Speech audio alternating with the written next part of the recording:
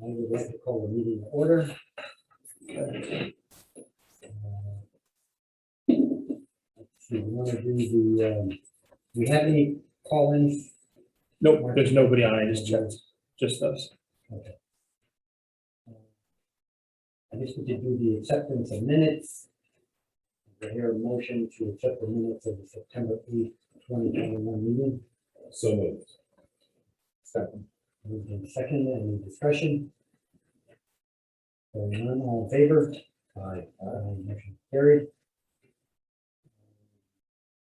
The motion here to accept the minutes from the special meeting August 26th, 2021. Motion to approve. So moved. Second. Moved in second, any discussion? Hearing none, all in favor? Aye. Okay. So, Mark, how about if we move up item G, their new business? Yep. The election of BCA officers. I would make a motion to nominate James Foote as chairman of the commission. Second. Discussion? None. Motion approved. I would like to nominate, That was Phil Dunn, right? Right. And Phil Dunn, second. I made okay, a motion. Yep. Just wanted to make sure. Thank you. I would like to place the nomination for vice chair, Kevin Ray for vice chair. Second. Any discussion? All in favor? All right. Aye. Motion approved. Here, may you please have a nomination for secretary? I'd like to nominate Phil Cordero for secretary. Second. Second, any discussion? You don't want to have to give you an excuse to leave home here, but the secretary will have to sign, paper occasionally. Yeah, no, I understand. All right, all in favor? All right. Aye. Motion carried. And thank you, everyone. I don't see any oral petitions, Mark. So I'll start with the monthly operating report. Okay. So last month I kind of touched on it. Let me just get up the page here. Okay. So this was a month where we had the really high flows. For Phil, I know you're new. Our typical flow here is usually about 3 to 4 million, give or take. So we were up over 20 million peak for the day we had the tropical storm. We had removal efficiencies were still really well. We did 98% removable BOD, 98.5% suspended solids. The nitrogen removal was actually very good for the flows that we had. One of our sample days was actually a 14 million max. So we did well there. Phosphorus and everything else was under permit, and the biosolids were 21%. Any questions on that? Mark, Yes. in the future, until everybody gets their Yep. feet wet, we don't need an extensive chemistry lesson, but, like the basic, the BOD or whatever. Yeah, so, and I always say, like, if anyone's new and they want to go on a tour of the plant, whenever you guys have time, I can make it work and take you an hour, go through everything. Most people, I always tell, they drive by and they have a perception of what it is here, but when you kind of walk through here, it's a lot different than people think. When we took the community center and the senior center around, there's people saying it looked like a nuclear sub in some of the buildings. So it's much more, it's much different than people expect. So basically, in a nutshell here, we have 2 lines coming in from Unionville and the top of the hill in Farmington. Like I said, we average 3 to 4 million gallons a day. We remove any screenings in the Headworks building, which is right out there. It goes to the primaries. 99% of the solids there are settled out. And then those are put in separate tanks where we add polymer to coagulate the solids, and then they're sent to Hartford to get burned. After primaries, it goes to an aeration tank. and you basically convert the ammonia to nitrite, to nitrate, and then to nitrogen gas, so it goes back in the atmosphere. And in the midst of all that, we remove phosphorus with biological phos removal, and there's some chemical processes we do too, and fermentation, which is biological phos. And then before it goes out to the river, it settles out, and we hit it with UV, which basically kills any bacteria before it goes to the river. So whenever we give tours, everyone always asks me, well, how clean is the water? It's cleaner than the river substantially. So when we do E. coli's in the lab 3 days a week, we usually get non-detect, which is pretty good. So what happens with the storm? How does that affect what comes out? This storm, Just say under a normal storm situation. yeah, under a normal storm situation, nothing. And actually with this storm, even at 20 million, we had the same treatment at 20 million than we would have today. So, But not the general, but most plants or some plants, although I didn't hear really too many on the news as far Yeah. as breaching or yeah, a lot of them don't like to say, when I look at the bypass reports, there were some, yeah, there were.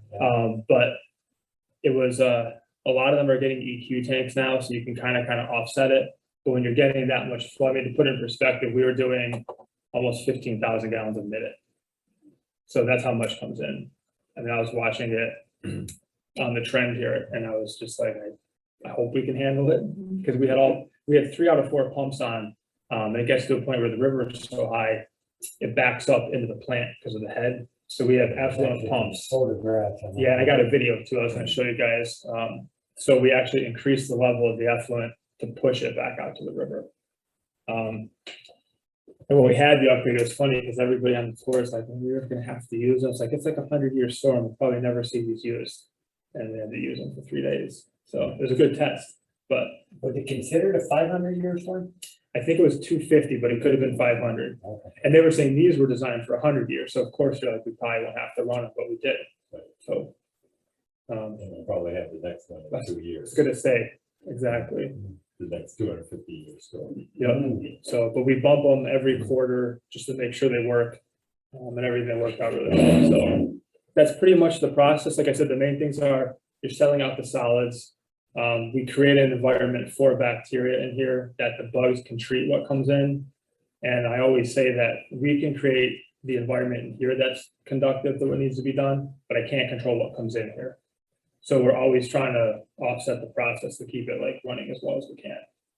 So, and then there's actually, I'm looking at it right now, there's a big bug chart out there where if you're interested in the way you can kind of see it, it shows you all the bugs that we have here. So that's pretty much what, that's what runs the Bugs plant. actually do most of the work around here. Yeah. Like if you've ever seen a pond that doesn't have a fountain or an aerator and you see all the algae in it, basically, and then you put an aerator in it and it looks clean and there's no algae, or you think of like a waterfall. We're basically doing the same thing, but in 12 hours versus what happened naturally in a couple of days. So, And just briefly, Mark, talk about the what we accomplished with the plant upgrade. Yep. And also the tank, the reasoning for the upgrade as far as the state regulation. so the state now, I mean, our upgrade was basically a lot of nitrogen and phos, mostly that flow here wasn't so much of a problem. We can go up to 6.3 million consistently. That's the design, but here it helps us with better D-nite, better phosphorus removal. So the state, they keep making the limits more stringent and more stringent, to the point that some areas are trying to capture phosphorus now because they've removed so much it's not naturally occurring. So the good part is here we have the capability to do biological phos removal, which we don't have to add chemical. Because the state first started with it, they were like, you could add lime to precipitate, you could use alum, you could use PAC, which is polyethylene chlorate. And they basically, they're like polymers almost, they stick to the phosphorus and then you pull it out of the water. But then the state and the DEP said that they wanted to basically make heavy metal permits more stringent. So the same chemicals you use for phosphorus, they wanted to limit. So biological phos became a big deal. And that's what we have here that we can kind of utilize too. So Probably the most expensive reason for doing the upgrade had to do with the nitrogen Yep. removal. And the state kind of even though it doesn't apply to us, any water going into the Long Island Sound and River and Long Yeah. Island Sound, they were, had these stringent requirements that said that all plants in the state have to actually design a plant to reduce the nitrogen in, with the idea that it's gonna help Long Island Sound. But, does our water ever get to the sound? so next meeting, I just wrote it down. There's a really interesting chart that I have that shows Long Island Sound. And it's green and it's yellow up here because it's pretty much oxic, there's air. The closer you get to New York City, the darker it gets because it's all anoxic.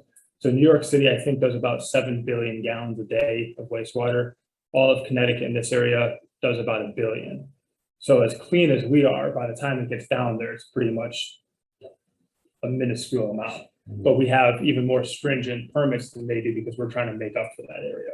So, but they show it from the 70s to now, and it's a drastic difference. So I mean, you can see the results, but it's difficult to do sometimes. And then the pounds formula, like I showed you guys before, the way they get the nitrogen is they take your total flow, your total concentration, and you multiply it by 8.34, which is your pounds. So if you had a flow of 3 and your nitrogen was, let's say 5, you do 15 times 8, and that's your total. If your flow was 20 and your concentration was 5, you just quintupled or quadrupled your actual pounds. Your plant's still running the same, but because you have so much load coming in, it's increased. So there's different ways that they kind of look at it. But like I said, if you ever want to go for a tour, just like a quick thing, it's pretty easy to kind of follow it when you walk through. And you don't want to go in the summer. No, Maybe mention. Yeah, winter's the best, or like late fall, early winter. All right, so for the engineering report, let's see, you got the connection lateral. Oh, yeah. that one got stuck. So Farmington Avenue, connection charge paid with the building permit. That was 92 Main Street. We repaired the existing sewer lateral, and Farmington Avenue, 989, repair of existing sewer lateral as well. Okay. For the engineering report, so this was a busy month. I included a lot of pictures, but I'll go through it pretty quickly. Oakland, we had Kinsley load bank test the generator. We also performed yearly maintenance. We put a new stainless steel piping and an oxidizer for the ozone unit at Batterson Park. So this is what it looks like. Basically, ozone is an oxidizer. It's similar to potassium and sodium permanganate, which is what we were putting in, which basically oxidizes any odors. So we basically hard piped. You can see the stainless into the wet well, and it goes right through the top. It's working pretty well. We're still experimenting on how often we have to run it, how many times a day it actually comes on, but it's working pretty well. Mark, so Yes. step back one time, just for again, everybody's Yep. information.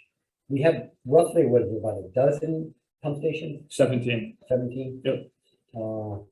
And they're built in a range of dates. Some of them are 40 years old, right? Yeah, we have, the oldest right now is 1969. So it's up there, Yeah. So 52, 53 Which years. one's that? Harlan Road, and I think South Road. Those are the two oldest right now. Other ones we've put some funds into. And both of those stations, we have new pumps, new IMC panels, but really once you start getting 50, 60, 65 years, I mean, the wet well needs to be redone. So we're budgeting for that too. And then they have anywhere from, like Tungus will almost flow here at the same elevation. West Farms has 248 feet ahead. So we're pushing that all the way up the hill, almost the mountain. And that's part of the reason we get some odor complaints at Batterson, because basically it levels out, it has time to settle, and then it's getting whipped around the corner to the next pump station. So we're working on adding chemicals to try to decrease that, which is working really well. So that was why we put in the ozone unit, Snowberry pump station. So under this section of the report, basically, what Mark does is, if you look at the bold type, those are all new items for this month. The The ones that are not bolded are carryovers from previous months, Yeah, but essentially, he tries to keep us informed here on what activities that they're doing, on the collection system, and so the collection system, involved these 17, pumping stations, plus all of the piping, and then, yeah, we have whatever 165 happens. miles of sewer, so it's a substantial amount. And then actually, water pollution control facility, what we're, basically, he'll tell us what he's into, so we have an idea of, what's in the pipeline here. so to speak. So yeah, Snowberry, September 18th, we pulled both pumps. We did have some rags in them, so we cleaned those out. It's been running fine since. Patrick Flood, this was one of the big ones we had. I'll just go to the pictures real quick because it'll be easier to explain it. So how old was that piece of pipe? 1974. Is that right? Yeah. So we got a call, somebody was walking their dog and they saw water coming from the road. That's how the whole thing started. So we came out there, went with the operators, we noticed it was coming out.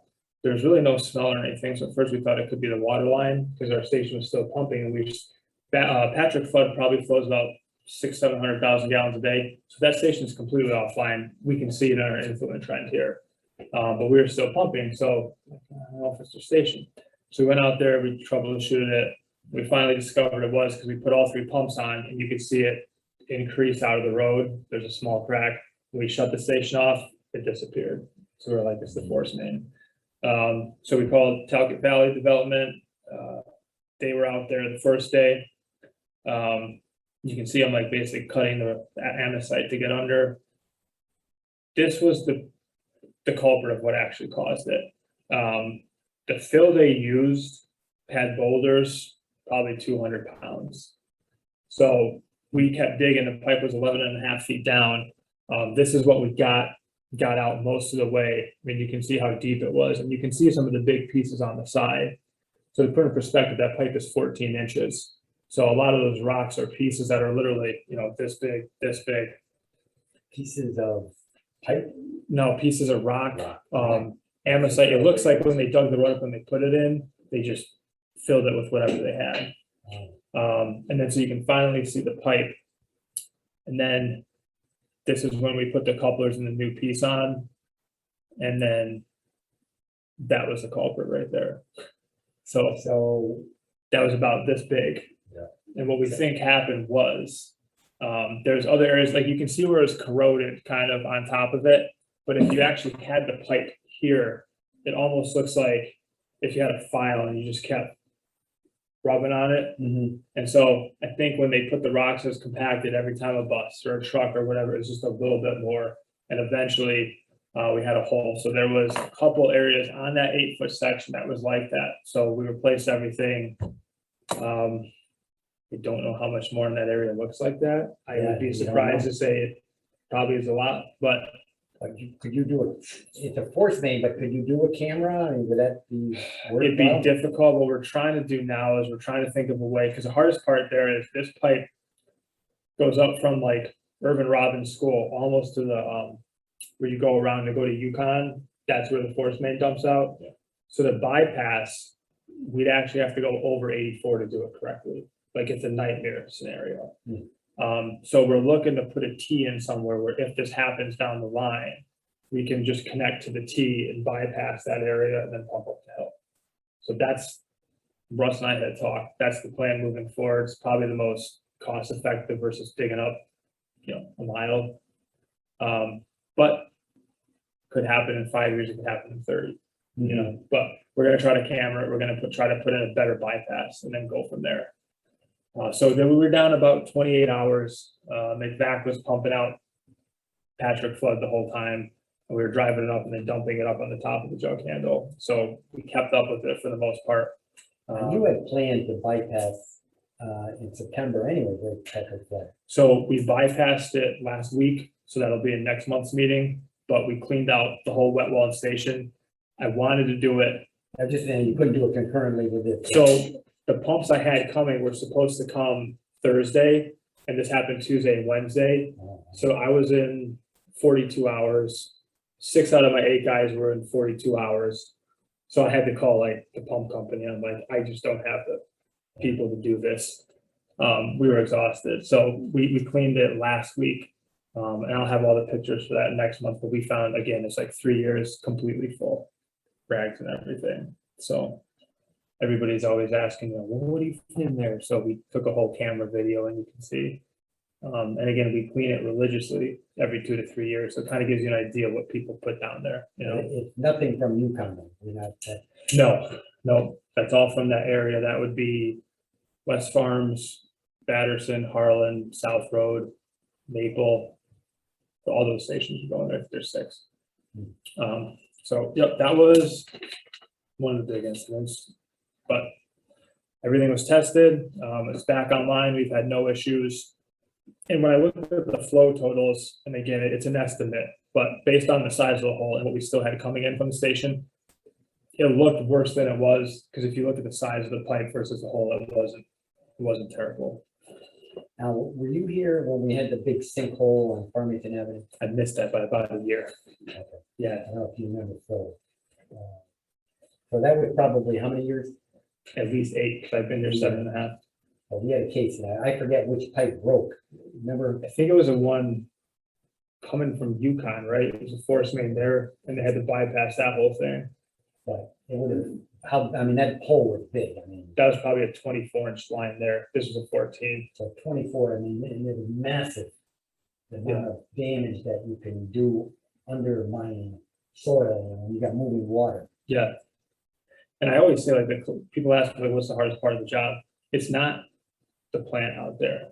It's the 165 miles of line and 17 stations, like 99 times out of 100, when we get alarms and calls, it's out there. Because we have so much stuff coming in here. Yeah, well, what's the oldest pipe that you have out there? I just did the CMOM study like 2 years ago. I want to say it was, We had the brick pipe. we still have pieces of brick. I don't know if the wooden is still, I want to say probably close to 100, Your neighborhood. 80 to 100. Garden Street, yeah, oh, yeah. Because Russ has a piece of like the old wooden pipe in his office. Yeah. So, yeah, some of them are old. And Yeah. like other people say, it's like you go to New York City, I believe there's still areas in the boroughs that have wooden pipes. They just haven't gotten, I mean, you're talking 120 years. So the amount of money and infrastructure that's out there is crazy. Stanley Pump Station, we're adding a couple more alarms. That's our biggest pump station that's on Scott Swamp Road, just so we can get some more feedback for flows and stuff at the plant. And that one actually is maybe 6 or 7 years old, right? Stanley, I think, is 10 now. Yep. Yeah, it's newer, but kind of touched on this before, but between September 2nd and 4th, Tropical Storm Ida caused historical flows at the plant. We peaked at 20.7 million, which exceeded the plant design for a daily flow. We have an hourly flow that's higher, but for the daily flow, it exceeded it. We performed without incident. We had several areas that we can actually upgrade that they're not expensive. When we were running 3.5 influent pumps, we were pushing so much water. There's aluminum hatches on the top of the grit chamber. They actually blew the hatches off of the cement.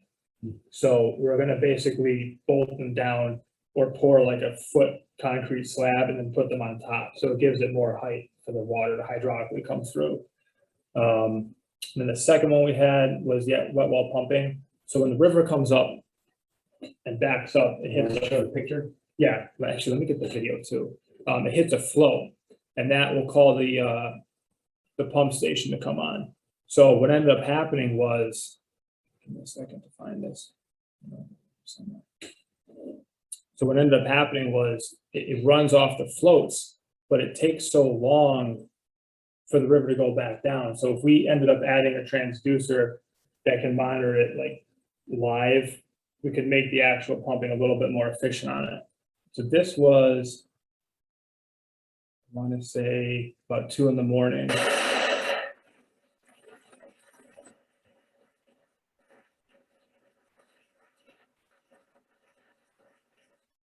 So each of those are doing about 6.5 million. So that's an 18-inch pipe or 16-inch pipe completely full. And I mean, it looks clean, so which is good. Yeah. So basically when the river backs up, it hits the high flow, the pumps turn on because they basically say, hey, the river's coming back into the plant. And what used to happen was it would hydraulically lift the clarifiers, which you don't want to have happen. So this basically raises your head, pushes out to the river. We're going to add a transducer just so we can control the height a little better on the elevation. So basically what you're saying is there's water coming this way and you're Correct. basically trying to pump it back fast. Correct. They pump it up. The pumps, instead of the discharge coming out here, it's coming out here. So it has more head to push out to the river.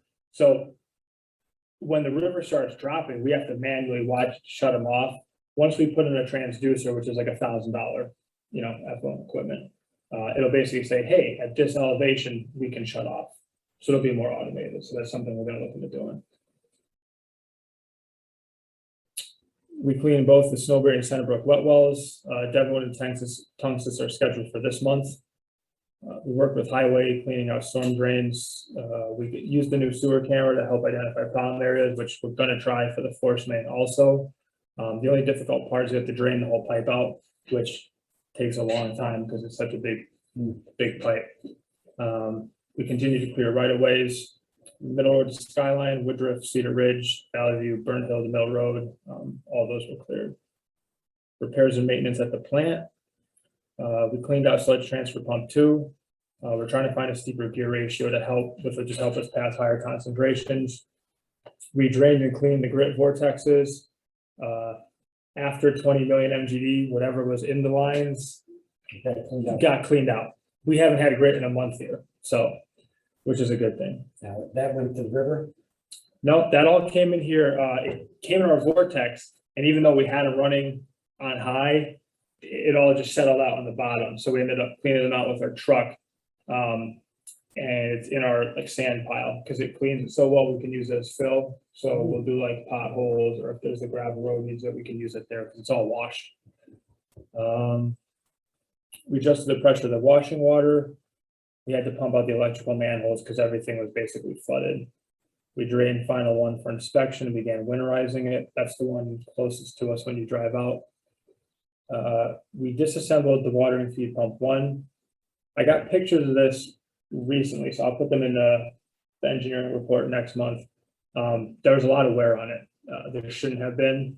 I have a feeling their quote is going to be crazy expensive for parts because these were the swabby pumps that we had all the drama with. Yeah. If it's 50% the price of the pump and it's only 2 years old, we're probably going to get a different pump. I'm going to say 20,000, give or take, is probably where it's going to be. The long term is going to pay for itself. And I think that's it. The Avon flow meter recalibrated in August. Both Tim Foster and I were out there. Everything was well within the range. So is that agreement all signed, sealed, and delivered? Yeah, so I actually just started Avon billing. Russ and I are going over the new agreement right now just to get the new rate because it's done differently now. We're going to do that probably tomorrow and Friday. During this storm, they were almost 1 million gallons a day. So, but the important part is their monthly average was still 570. So that 600,000 argument, we're still under that.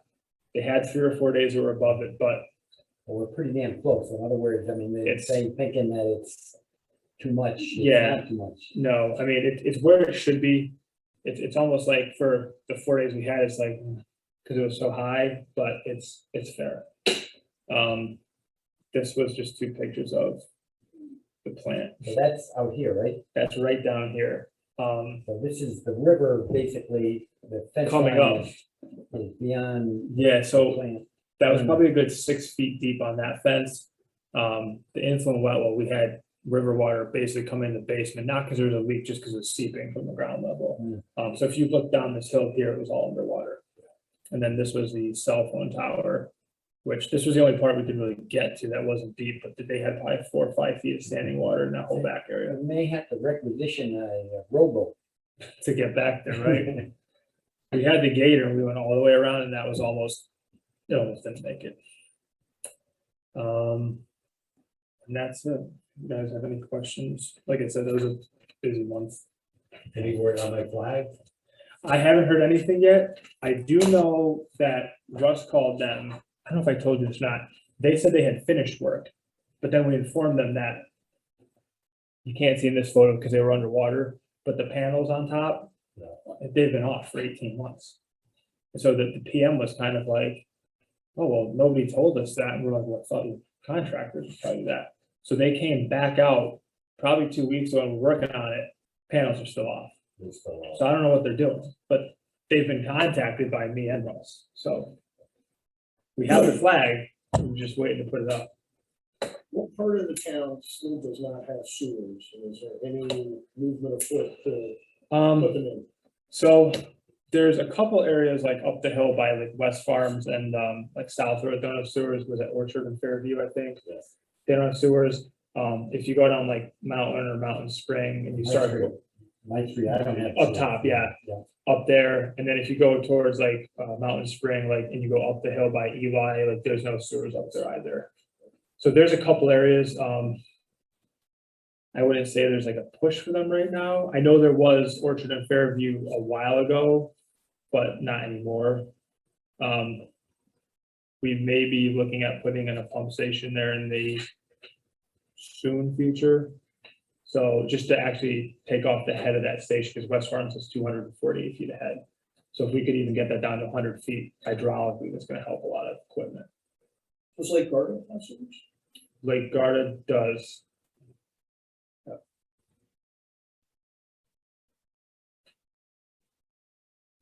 But we have capacity for it. That's not a problem. Yeah, when I was on planning and zoning, they were putting in some development on Mountain Spring, and the talk about, extending the water was, the amount of blasting we would have to do. Yep. Because it's all bedrock. there. To get through there. Yep. That, I imagine the sewers would be a nightmare there. Yeah. Yeah, and some of them are pretty deep. I mean, I think over by Oakland Gardens on like the West Hartford border, we have some manholes that are, I think one's 28 or 30 feet deep. So I mean, if you imagine just infrastructure now, getting that pipe in nowadays, it's brutal. So it's very difficult. But we can handle the flow. It's just if they want to go through and get it in. Okay, next item, are any more questions? Yeah, that's it. This the senior center, Mark, the one that's on the Farmington, line. Yes. Yeah, where is that actually? I'm not positive. I know which one you're talking about. You'd have to ask Russ for that one. Okay. Yeah, they haven't started construction. Well, I think it's, that new building that's going up at the airport? no, Oh, no, that's Stop and Shop, freezer. yeah, it's right near the Plainville line, where there's like a kind of an empty lot, but it's wooded. Is it over by Townsend College? Yeah, you go past Townsend. No, do they still have to clear it and everything? Yeah, it's just still wood. Okay, that's why, because I knew it was on the plane of the line. I know it was that one though. That's not this?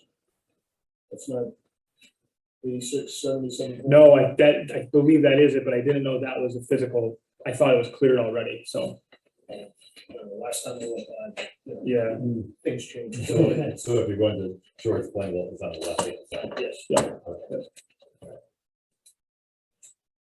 Let's see, did we cover the Batterson pump station upgrade? No, and actually, next meeting, let me write that down. So I'll bring in some pictures so you can see them, Phil. So we went out to bid, was it a year ago, I think now, for that job? It was a $1.9 million pump station upgrade. That station was one that was 50 years old. And it was literally to the point where we'd go out there, we'd run the pumps and the vibration would knock little pieces of the wet well out. So it was time for a new station. Basically, it was about a 2-3 month construction project. Everything went pretty smoothly. You can't see the whole station, but this is a station that you can see the building and the wet well. I'll put some pictures in the meeting next month to show you. We went with one castle in Avon, and they pre-assemble it and they put it in sections. So they dug a hole that was, I think, 28 to 30 feet, and they go section by section, precast concrete, and then they seal all the joints. We epoxied it, and then your water basically flows in as this one structure. The pump vault is in the aluminum doors you can see on the far back, and then we see like the rubber matting is the wet well itself. So we have the ozone odor control there, and we also have sodium permanganate for odor control too. The 2 flight pumps, full INC upgrade generator and everything. So that was the most recent one. Okay. As far as the agenda item here, what's the, I must have just left that one on, so I can delete that for next month. But now Phil kind of knows, we just had that recently, that was just finished this year, so that was the last big project we had. and then we'll talk about tonight, but the, one of the things that we'll talk about when we do the budget is that we've been banking money, separate from a reserve fund, with the idea that instead of having to go out for referendum, to actually have enough funds to rebuild or replace a pump station, we're using a sort of a accumulated fund, and that saves us a lot of trouble. And so they've been looking at a schedule to replace, some of the older, things you need. I mean, off the top of your head, I mean, what's the next couple? The next projects here, I would say, I just talked to 2 of our INC guys. I would say probably Harlan, Allstate, Tungsten South Road. Those are going to be the 4 stations. Here we have little projects in the plant, but those 4 stations are all 1969 to 1974. So we're already budgeting for them. Some of them, like South Road, is so tiny. I think we could do an epoxying of the wet well, new pumps and INC, which is just instrumentation and control, and that would probably be good. Ones like Harlan, we're probably gonna do a full station upgrade. But once we get those done, we should have like a 10-year wall where we're good. So You got the noise level down at the new one for the Hamilton way people. yeah, it's so Peter called me the other day. He said he smelled a little bit, but it wasn't bad, but the ozone is pretty quiet there. So we haven't had, knock on wood, we haven't had one complaint since the whole thing started. I want to say that was what, May or June, I think. Right. So nothing yet. We have more chemical we can add to Oxidizer if we need to. But the goal is, if we can kind of get through the humid weather, once it gets cold out, it's usually not an issue anyways. So it might be like a 6-month seasonal type thing, but no issues there. Okay, any unfinished business? Any other business? Hearing none, can I hear a motion to adjourn? So moved. Second. Moved in second, any discussion? Hearing none, all in favor? Motion carried. Good job, Mr. Chairman.